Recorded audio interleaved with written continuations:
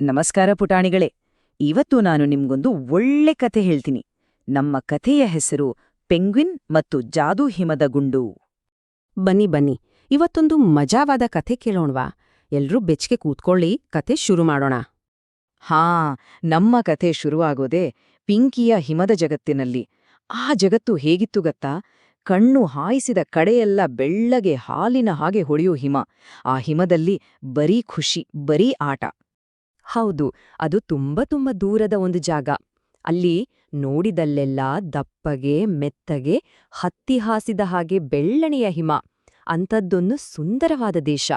ಅದೇ ದೇಶದಲ್ಲಿ ನಮ್ಮ ಕತೆಯ ಹೀರೋ ಪಿಂಕಿ ಅನ್ನೋ ಒಂದು ಪುಟಾಣಿ ಮುದ್ದಾದ ಪೆಂಗ್ವಿನ್ ಇತ್ತು. ಪಿಂಕಿಗೆ ಅಂದ್ರೆ ಹಿಮದಲ್ಲಿ ಆಡೋದು ಅಂದ್ರೆ ಪ್ರಾಣ. ಅದಕ್ಕೆ ಸುಮ್ನೆ ಇರೋಕಾಗ್ತಿರ್ಲಿಲ್ಲ. ಯಾವಾಗ್ಲೂ ತನ್ನ ಫ್ರೆಂಡ್ಸ್ ಜೊತೆ ಸೇರ್ಕೊಂಡು ಹಿಮದ ಗುಂಡುಗಳನ್ನ ಮಾಡಿ ಒಬ್ರಿಗೊಬ್ರು ಎಸೆದು ಅಬ್ಬಾ ಏನ್ ಮಜಾ ಮಾಡ್ತಿತ್ತು ಗೊತ್ತಾ? ಸರಿ, ಹೀಗೆ ಆಟ ಆಡ್ತಾ ಒಂದಿನ ಏನಾಯ್ತು ಗೊತ್ತಾ? ಪಿಂಕಿಗೆ ಏನೋ ಒಂದು ವಿಚಿತ್ರವಾದ ಹೊಳೆಯೋ ವಸ್ತು ಸಿಕ್ತು. ತುಂಬಾ ಆಶ್ಚರ್ಯ ಆಯ್ತು ಅದಕ್ಕೆ. ಅದೇ ನಮ್ಮ ಕಥೆಯ ಜಾದೂ ಹಿಮದ ಗುಂಡು. ಅದು ಆಟ ಆಡೋ ಹುರುಪಲ್ ಇದ್ದಾಗ ಪಿಂಕಿ ಕಂಗ್ಳಿಗೆ ಒಂದು ಹಿಮದ ಗುಂಡು ಬಿತ್ತು. ಅಯ್ಯೋ, ಅದು ಬೇರೆಯೆಲ್ಲಾ ಹಿಮದ ಗುಂಡುಗಳ ಥರ ಇರ್ಲಿಲ್ಲ. ಒಳಗೆ ಸಣ್ಣ ಸಣ್ಣ ನಕ್ಷತ್ರಗಳಿದ್ದ ಹಾಗೆ ಪಳಪಳ ಅಂತ ಹೊಳಿತಿತ್ತು. ಅದನ್ನ ನೋಡಿದ ತಕ್ಷಣ ಪಿಂಕಿಗೆ ಒಂಥರ ಆಶ್ಚರ್ಯ. ಮನ್ಸಲ್ಲೇ ಅನ್ಕೋತು, ಅರೆ ಇದೇನಿದು? ಬೇರೆಯೆಲ್ಲ ಹಿಮದ ಗುಂಡುಗಳು ಬಿಳಿಯಾಗಿವೆ, ಆದ್ರೆ ಇದ್ಯಾಕೆ ಮಳೆಬಿಲ್ ಬಂದ ಹಾಗೆ ಹೊಳಿತಾ ಇದೆ ಅಂತ. ಅದಕ್ಕೆ ಕುತೂಹಲ ತಡೆಯೋಕಾಗ್ಲಿಲ್ಲ. ಮೆಲ್ಲೆಗೆ ಹೋಗಿ ಆ ಹಿಮದ ಗುಂಡನ್ನ ಕೈಯಲ್ಲಿ ಹಿಡ್ಕೋತು. ಅಷ್ಟೇ, ಅದ್ರಿಂದ ಮೃದುವಾದ ಬೆಚ್ಚಗಿನ ಒಂದು ಬೆಳಕು ಸೂ ಅಂತ ಹೊರಗ್ ಬರಕ್ ಶುರುವಾಯ್ತು. ವಾವ್!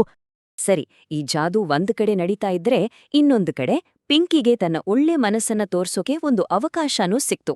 ಏನಾಯ್ತುಂಟ ನೋಡೋಣ ಬನ್ನಿ. ಅಲ್ಲಿಂದ ಸ್ವಲ್ಪ ದೂರದಲ್ಲಿ ಅಯ್ಯೋ ಪಾಪ ಒಂದು ಪುಟಾಣಿ ಸೀಲ್ಮರಿ ಆಟ ಆಡ್ತಾ ದಾರಿ ತಪ್ಪಿ ದೊಡ್ಡ ಹಿಮದ ರಾಶಿಯಲ್ಲಿ ಸಿಕ್ಕಾಕೊಂಡ್ಬಿಟ್ಟಿತ್ತು. ಅದಕ್ಕೆ ಹೊರಗೆ ಬರೋಕೆ ಆಗ್ತಾನೇ ಇರ್ಲಿಲ್ಲ, ಅಳ್ತಾ ಕೂತಿತ್ತು. ಇದನ್ನ ನೋಡಿದ ತಕ್ಷಣ ನಮ್ಮ ಪಿಂಕಿ ಒಂದು ಕ್ಷಣನೂ ಯೋಚನೆ ಮಾಡ್ಲಿಲ್ಲ. ಓಡಿ ಹೋಗಿ ತನ್ನೆಲ್ಲ ಫ್ರೆಂಡ್ಸ್ನ ಬೇಗ ಬನ್ನಿ ಸಹಾಯ ಮಾಡಿ ಅಂತ ಕರ್ಕೊಂಡ್ಬಂತು. ಎಲ್ಲರೂ ಸೇರಿ 1, 2, 3 ಅಂತ ಜೋರಾಗಿ ಹಿಮವನ್ನ ತಳ್ಳಿದ್ರು. ನೋಡ್ತಿದ್ದಂತೆಯೇ ಆ ಪುಟ್ಟ ಸೀಲ್ಮರಿ ಹಿಮದಿಂದ ಆಚೆ ಬಂತು. ಎಲ್ಲರಿಗೂ ಸಮಾಧಾನ ಆಯ್ತು. ಆ ಪುಟ್ಟ ಸೀಲ್ಮರಿ ಹೊರಗೆ ಬಂದು ಪಿಂಕಿಗೆ ಥ್ಯಾಂಕ್ಸ್ ಹೇಳದ ತಕ್ಷಣ ಏನಾಯ್ತು ಗೊತ್ತಾ? ಪಿಂಕಿಯ ಕೈಲಿದ್ದ ಆ ಜಾದೂ ಹಿಮದ ಗುಂಡಿದ್ಯಲ್ಲ, ಅದು ಇದ್ದಕ್ಕಿದ್ದ ಹಾಗೆ ಮೊದ್ಲಿಗಿಂತ 100 ಪಟ್ಟು ಜಾಸ್ತಿ ಇಡೀ ಜಾಗನೇ ಬೆಳಗೋ ಹಾಗೆ ಝಗಾಮಗ ಅಂತ ಹೊಳಿತು. ಆ ಬೆಳಕನ್ನ ನೋಡಿ ಪಿಂಕಿಗೆ ಒಂದು ವಿಷಯ ಅರ್ಥ ಆಯ್ತು.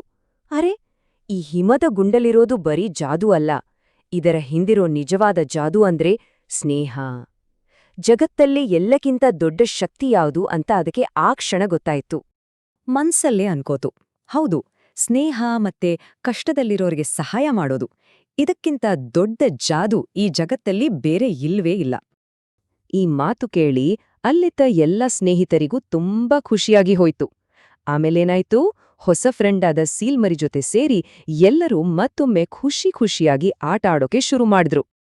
ಅಂದ್ರೆ ಮಕ್ಳೇ, ಈ ಕಥೆಯಲ್ಲಿ ನಿಜವಾದ ಜಾದೂ ಅಂದ್ರೆ ಏನು? ಅದು ಕೈಯಲ್ಲಿ ಹೊಳೆಯೋ ಹಿಮದ ಗುಂಡು ಅಲ್ಲ.